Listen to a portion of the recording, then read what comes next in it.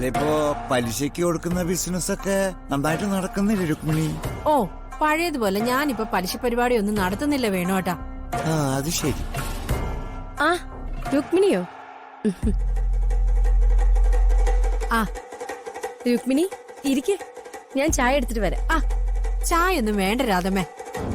അതിനു മുമ്പ് ചില കാര്യങ്ങൾ പറയാനോ ആലോചിക്കാനുണ്ട്.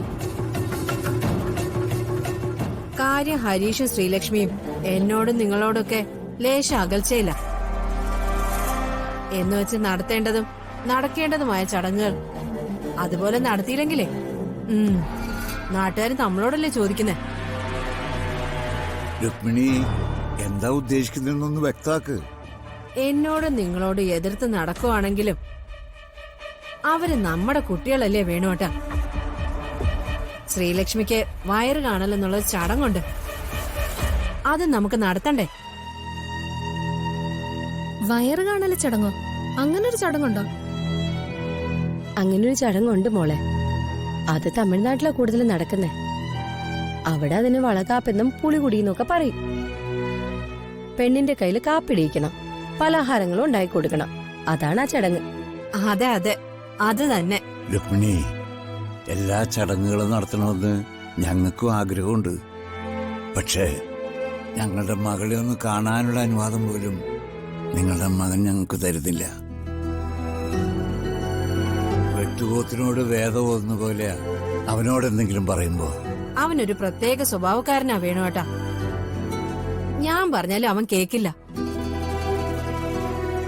എന്ന് വെച്ച് ഈ വക ചടങ്ങുകളൊക്കെ നടത്താതിരുന്നാലേ നാട്ടുകാരുടെ മുമ്പിൽ നമുക്കെന്താ ഒരു വില?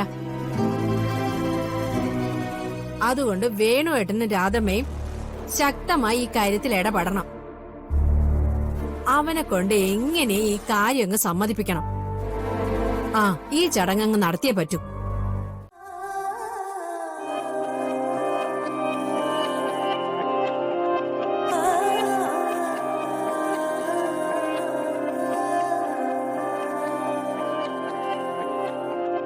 വേണുവേട്ടാ, ഈ വളകാപ്പ് ചടങ്ങ് വേണോ വേണ്ടയോ എന്ന് നമുക്ക് ഋതുമോളെ വിളിച്ചൊന്ന് ചോദിച്ചാലോ?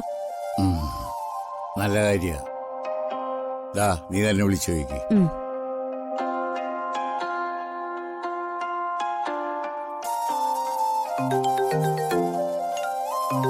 വേണോങ്ങളെ വിളിക്കുന്നേ. എന്തെങ്കിലും അത്യാവശ്യം കാണും. മോൾ അറ്റൻഡ് ചെയ്യ്. Hello uncle. മോളെ, സാറിനിപ്പോ എങ്ങനെ ഇരിക്കുന്നു? രാധമ്മയോ? അച്ഛനോട് സുഖമായിരിക്കുന്നു. ഞാൻ അച്ഛൻ്റെ അടുത്തുണ്ട് രാധമ്മ. അച്ഛന്റെ കൂടെ തന്നെ ഇരിക്കണമെന്നുള്ളത് മോളുടെ ആഗ്രഹമായിരുന്നല്ലോ, നന്നായി. മോളെ, വേറൊരു കാര്യം പറയാൻ ഇപ്പൊ വിളിച്ചേ. എന്താ രാധമ്മ? മോളെ, ഇന്നിവിടെ രുക്മിണി വന്നിരുന്നു. ശ്രീലക്ഷ്മിയുടെ വളകാപ്പ് ചടങ്ങ് നടത്തണമെന്ന് പറഞ്ഞു. ശ്രീലക്ഷ്മിയുടെ വളകാപ്പോ? അച്ഛനെ ഈ അവസ്ഥയിലിരിക്കുമ്പോ അതെങ്ങനെ നടത്തു രാധമ്മ? അത് ശരിയാണല്ലോ. അങ്ങനെയാണെങ്കിൽ നമുക്ക് ഈ ചടങ്ങ് മാറ്റിവെക്കാം. അല്ല, രാജുവിനോട് കൂടി ആലോചിച്ചിട്ട് മാറ്റിവെച്ചാ മതി. ശരി മോളെ. മോളാ ഫോണിങ്ങനെ.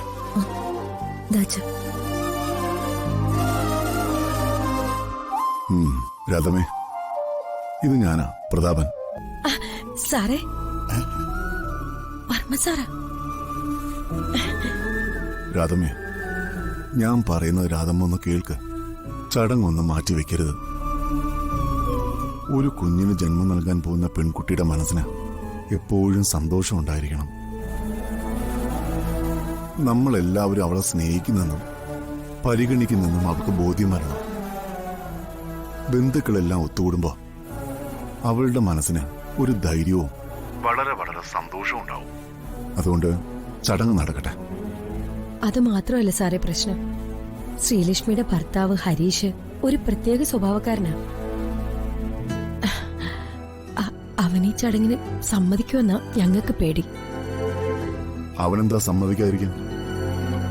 ആ കാര്യത്തിൽ രാധമ്മയ്ക്കും വേണുവേട്ടനും പേടി വേണ്ട. മോളും രാജുവും നേരിട്ട് പോയി അവനോട് സംസാരിക്കും. എല്ലാ അഭിപ്രായ വ്യത്യാസങ്ങളും മാറ്റിക്കൊള്ളും. രാധമ്മ ധൈര്യോട്ടിരിക്കുക. ശരി സാറേ.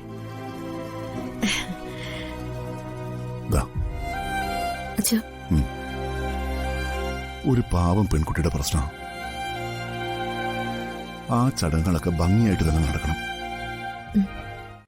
പിന്നെ ഇതിനൊക്കെ കുറെ ചെലവുണ്ട്. സ്വർണമൊക്കെ മേടിക്കണം. രാജുവും വേണുവേട്ടനെ പോലെ വലിയ അഭിമാനിയാണ്. അതുകൊണ്ട് കാശൊന്നും ചോദിക്കില്ല. രാജുവിന്റെ സാലറി അക്കൗണ്ടിൽ ശമ്പളം കൂടാതെ അക്കൗണ്ട്സ് മാനേജർ ഒരു വലിയ തുക ഡെപ്പോസിറ്റ് ചെയ്തിട്ടുണ്ട്.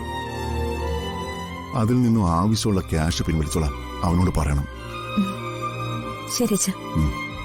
മോളെ, എന്താ അച്ഛാ? എന്നെ ശുശ്രൂഷിച്ച ആ ഹോം നേഴ്സില്ലേ, എന്തായിരുന്നു അവരുടെ പേര്? സിസ്റ്റർ പവിത്ര. പവിത്ര. സത്യത്തിൽ ഞാനിന്ന് ജീവനോടെ ഇരിക്കുന്നതിൽ അവരുടെ വലിയൊരു കാരുണ്യമുണ്ട്. അവര് ഒരു വാക്കുപോലും എന്നോട് പറയാതെ പോയതിൽ എനിക്ക് വലിയ സങ്കടമുണ്ട്. ആ സിസ്റ്റർ അങ്ങനെ അച്ഛാ. സത്യത്തില് അവരൊരു ത്യാഗിയ. ദേവി അവരെന്നെ പരിചരിച്ചതിനുള്ള സാലറി മോൾ അവരുടെ അക്കൗണ്ടിലേക്ക് ഇട്ടുകൊടുക്കണം. മാത്രമല്ല, അവർക്ക് എന്ത് സഹായം വേണമെങ്കിലും നമുക്ക് ചെയ്തു കൊടുക്കണം. നന്ദികേട് കാട്ടരുത്. നന്ദികേടാ ഏറ്റവും വലിയ മഹാപാപം. ബോധത്തോടെ എനിക്ക് അവരെ ഒന്നുകൂടെ കാണണമെന്ന് ആഗ്രഹമുണ്ട്. ഒന്ന് നന്ദി പറയാനാ. എന്ത് ചെയ്യാനാ? അവര് പൊക്കളഞ്ഞില്ലേ? ഈ ലോകത്ത് അച്ഛനെ ഏറ്റവും കൂടുതൽ സ്നേഹിക്കുന്നത് ആ സ്ത്രീയാണ്. അച്ഛന്റെ പത്മാവതി.